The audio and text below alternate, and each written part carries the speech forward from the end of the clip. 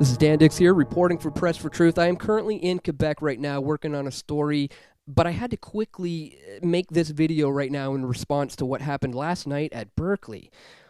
A once upon a time prestigious university in the U.S. was once the epicenter of the free speech movement. But oh, how far they have fallen. In case you haven't heard, guys, on Wednesday night, Breitbart editor Milo, who routinely goes against the status quo, as outlined in our interview here, I'll include links in the description so you can check it out, he was just scheduled to speak to a crowd of students at Berkeley University, and often when these leftists get winds of events like this, you know, a speaker coming to their school that has views that they disagree with, they usually protest and march and write letters until the university administration eventually backs down. Well, not this time, folks. This time, literal riots broke out. The so-called tolerant left went completely berserk. They not only stopped Milo's speech, but they completely trashed the town. They broke windows and just created absolute chaos in the streets. In other words, it became violent. And it's quite amazing in a sad sort of way.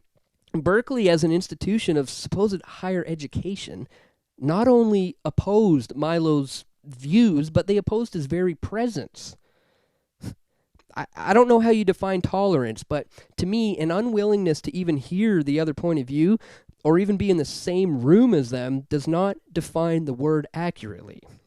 And what's worse is that the university administration is actually trying to defend this behavior. According to them, Milo was not interested in a serious engagement with ideas, and so, therefore, violence. No, what happened is Milo threatened their safe space, and the result was to make the entire city unsafe. I mean, how long until these leftists start murdering their opposition? It's happened in every other socialist movement. They murder anyone with a different opinion, and then they get into power. And once they're in power, they murder each other until one person is left standing, and the whole economy just goes belly up. At which point, though, the country returns to freer markets.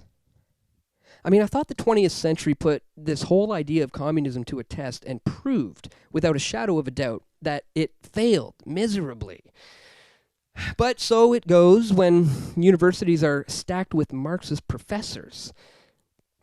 When the 18 to 25-year-olds today have no knowledge of Soviet Union or Mao's China, and nobody bothers to teach them about it.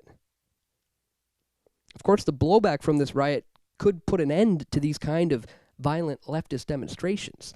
Berkeley received $370 million in funding from Washington, D.C. last year, which is more than half of its annual budget.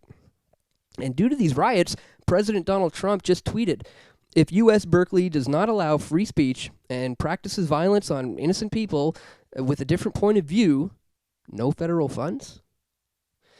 If he actually does this, it's obviously not really going to help his reputation in California, and that's perhaps going to speed up the secession process. But then again, what's wrong with that?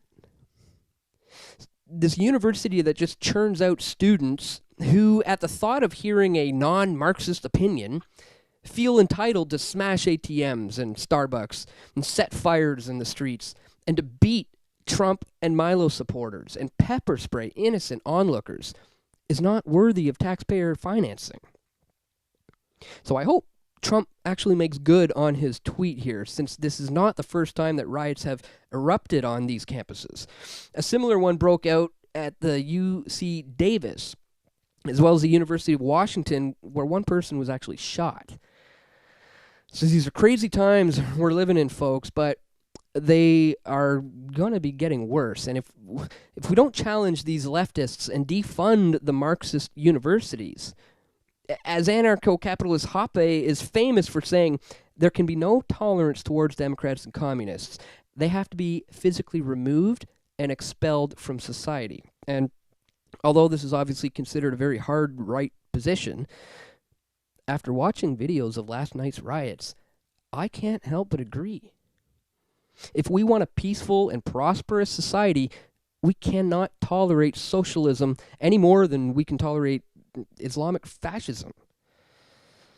So this isn't about to slow down anytime soon, folks, and I'm going to do my best to stay on top of it because the mainstream media is just continuing to fail over and over again at doing their jobs, and I'm just going to have to do a better job than them for you. But I'm going to need your help, guys, so be sure to click on that Patreon button if you want to support our efforts here.